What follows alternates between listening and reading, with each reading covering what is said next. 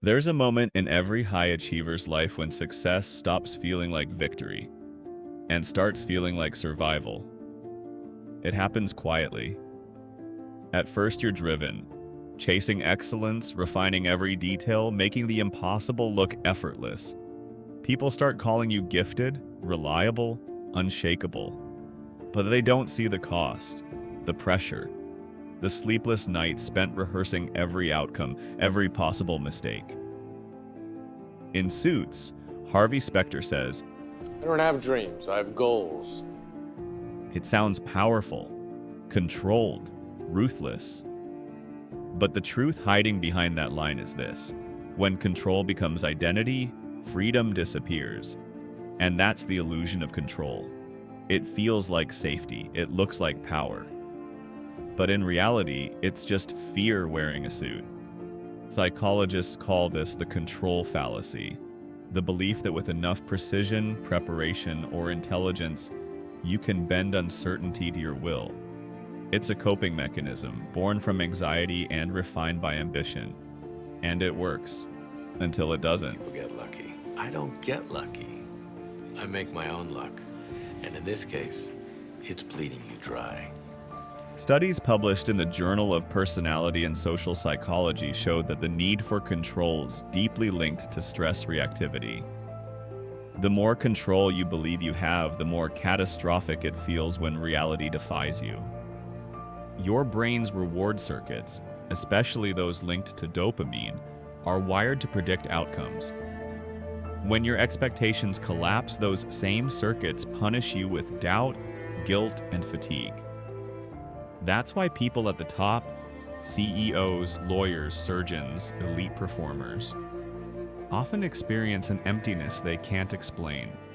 They're not burned out from failure, they're burned out from mastery. Because the better they get, the smaller their margin for error becomes. Competence turns into a cage, and perfection becomes an addiction disguised as virtue.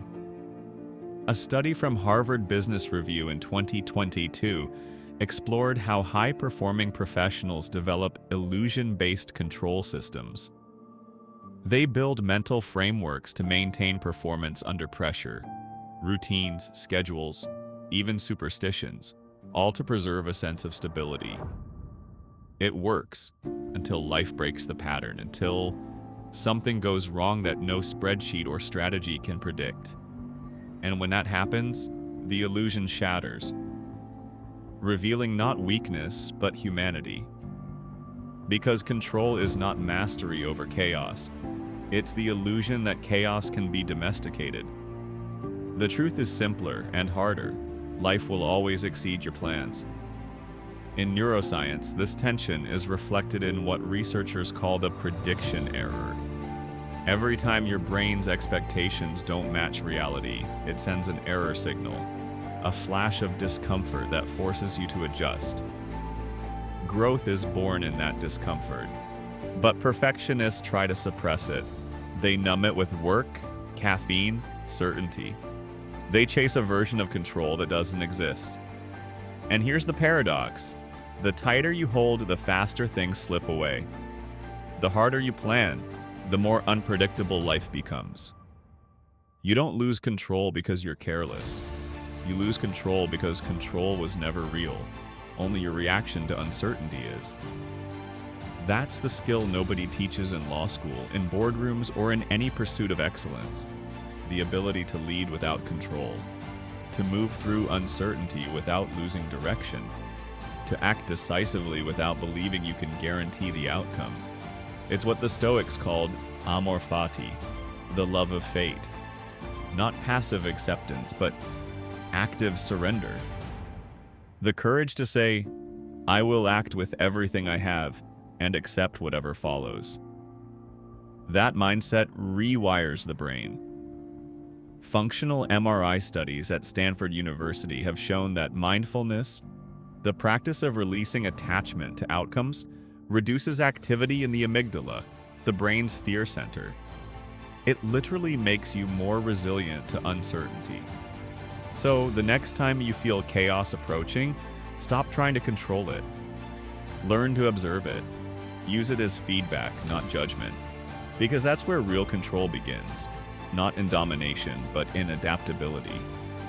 True competence is not the ability to control everything around you. It's the ability to remain composed when everything falls apart.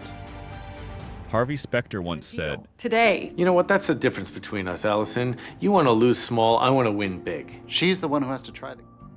but real life isn't about winning big. It's about staying human while you do. In the end, the illusion of control isn't something to destroy, it's something to outgrow. Because control makes you efficient, but surrender makes you wise. So breathe, plan, act. But don't cling. Because mastery isn't about predicting the storm, it's about being calm enough to walk through it. And maybe that's what real power looks like. Until next time, stay aware, stay disciplined, and stay free.